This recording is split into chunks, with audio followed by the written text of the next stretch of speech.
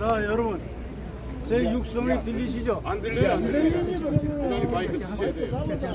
마이크 주세요. 사용하세요, 사용하세요. 학생들한테 방해가 된다니까. 어른들이 만나는 학생이 될 수 있으니까 하세요, 하세요.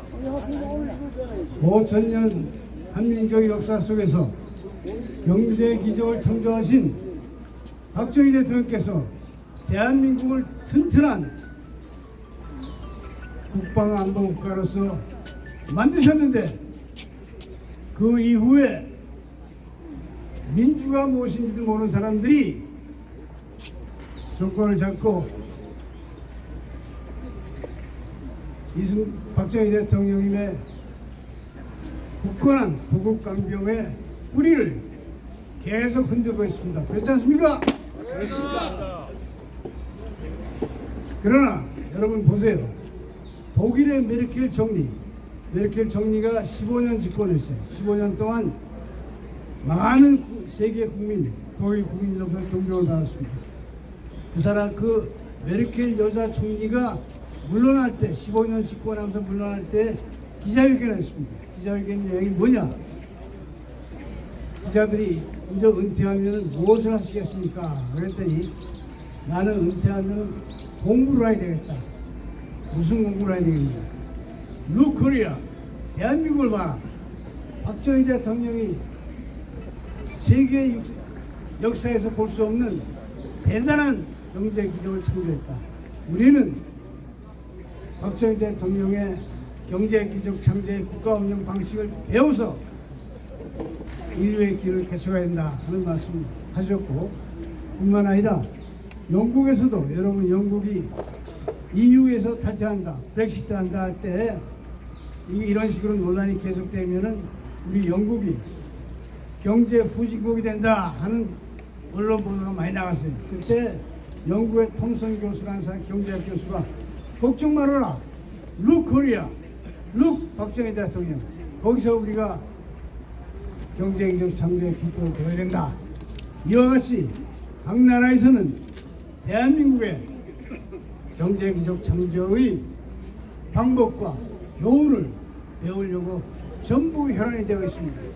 그럼에도 불구하고 이 대한민국이 대륙에 붙어있는 반도의 반쪽 나라다 보니까 대륙의 공산 세력들이 많은 간자들을 투입해서 우리의 박정희 대통령 업적을 평화시키고 있습니다. 제가 5.16 혁명 하기 한 달 전에 대학생 교복을 입고 박정희 대통령을 직접 만났습니다. 그리고 혁명한 직후에 5일 만에 최고회의 부의장실에서 박정희 대통령을 직접 봤습니다. 그 당시 박정희 대통령이 제일 많이 걱정한 것이, 야, 우리가 공산 대륙에 붙어있다 보니까 공산 세력들이 많은 공작을 하고 있고 대한민국에 많은 간첩과 간자를 투입하고 있다. 그 민주당 정권에서 그 도가 너무 지나치다. 이것을 배워야 되겠다 하는 얘기를 한 말씀을 혁명 전과 후에 저한테 직접 하셨습니다. 여러분, 과연 그때와 지금과 어떻습니까?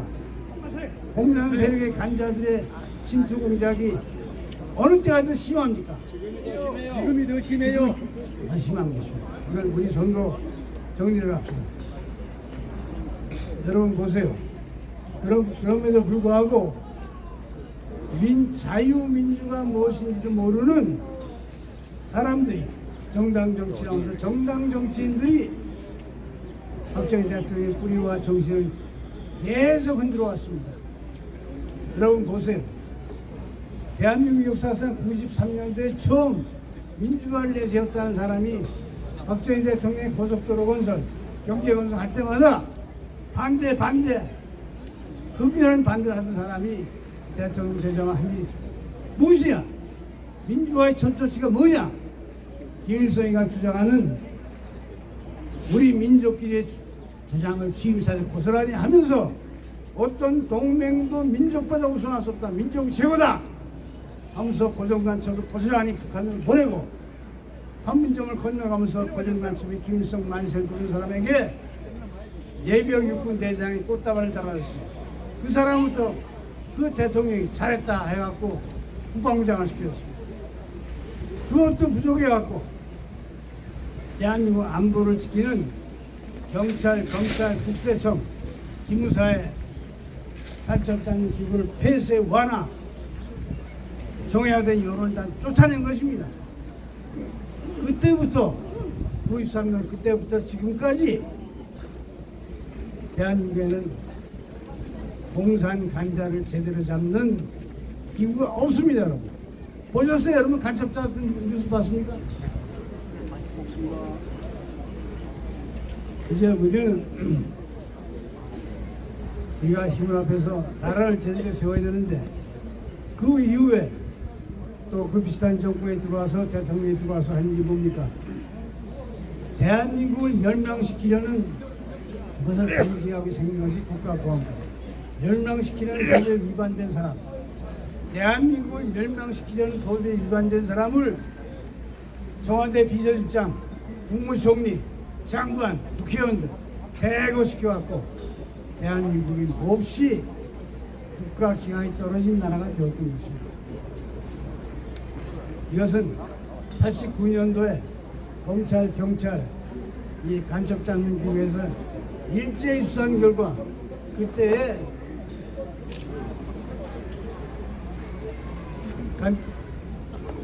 극심한 학원, 노사, 집단 사태 대회는 압수수색을 한 100% 북한 지역물이 다 나왔어요. 89년 봄부터 가을까지, 봄까지, 여름까지 신문을 보시면 다 아실 겁니다. 그것을 정치권에 투입한 간자를 수사한다니까 그 당시 국회에서 보안합수를 해체 결의하고 해체 결의를 주도한 사람이 대통령이 되자마자 간첩장 기금을 다 없앴던 것입니다. 지금 여러분 보세요. 전쟁 시에는 국군이 국가를 지키고 평화 시에는 정보수사기관이 국가를 지켜야 되는데 대한민국의 현재 정보수사기관이 땅이 떨어져 있습니다. 그리고 아까 말씀드린 대로 비서실장, 통일부 장관 전부 국가보안법 위반자가 되다 보니까 국가기관이 땅이 떨어져 그 여파로 지금 판사, 검사, 경찰에 일할 수 있는 분위기가 안 돼 있어요. 기구도 안 돼 있고 그러다 보니까 그래서 막 뒤에 글자가 다 가리잖아. 건국 이후에 지금까지 일반 형사사건, 수사사건, 재판 이렇게 기간 제한을 질질 끄는 게 건국이 처음입니다. 처음. 따라서 국가기관이 떨어지다 보니까 많은 간첩들과 많은 마약사범들이 행행하고 있습니다. 이제 우리는 윤석열 대통령한테 국가기관을 제대로 잡아라 하는 목소리를 높여야 할 때가 되었다고 생각합니다. 반면에 여러분 보세요. 박정희 대통령께서는 경제건설 패키지를 딸 때는 국가기관이 완전히 황폐해 있었습니다. 저를 70년 초부터 4, 5년 동안 수도경찰 총수를 시켜서 제가 수도경찰 총수할 때는 서울 시내 대법원 한 건도 없었어요. 그 박 대통령이 특별 지시한 것은 무엇이냐? 첫째는 나는 큰 배의 선장이다. 그렇기 때문에 어디에 암초가 있고 어디에 장애가 있는 걸 내가 파악해야 되니까 너는 나이 먹은 사람하고 달리 나한테 직원해라. 해서 직원을 강조하시는 것입니다. 그리고 박 대통령이 강조하셨던 것은 국가기관입니다. 국가기관이 있었기 때문에 경제가 건설할 수 있고 경제가 들어갈 수 있었던 것입니다. 지금 전 세계는 IT, 반도체, AI에서 최첨단 비즈니스로 앞장서 나오고 있는데 여기에 우리가 국가기관 환경 없이는 제대로 구성할 수가 없는 것입니다. 대한민국의 현재의 위치가 많이 흔들리고 있는 것을 여러분은 많이 알 것입니다. 그럼 이것을 누가 잡을 것이냐? 새로운 박정희 대통령이 나올 기다립니다. 여러분이야, 여러분. 여러분과 우리가 힘을 합해서 새로운 대한민국을 힘차게 전진시킵니다. 어떻습니까? 그리고 여러분 좀 많은 분들이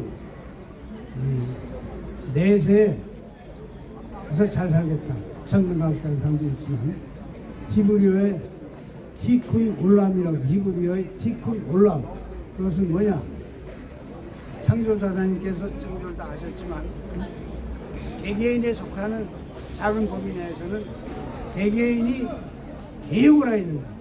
그것은 창조자의 창조와 마찬가지 다 알게 티큰 올람. 이 티큰 올람을 믿는 사람들이 미국의 IT 기업 5개를 장악하고 있습니다. 여러분 우리는 대한민국을 개혁하고 제2의 국가 경제도야 하는 것을 다른 사람들에게 맡길 것이 아니라 여기에 계신 모든 분들의 힘을 합해서 우리의 힘으로 대한민국을 전쟁 개혁해서 이 세상에서 새로운 세상을 만듭시다. 어떻습니까?